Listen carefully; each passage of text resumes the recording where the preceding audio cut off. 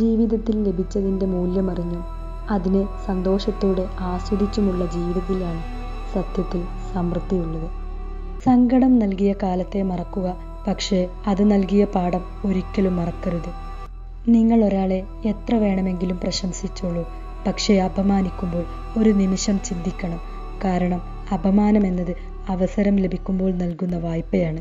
എല്ലാവരും പലിശ സഹിതം തിരികെ നൽകും.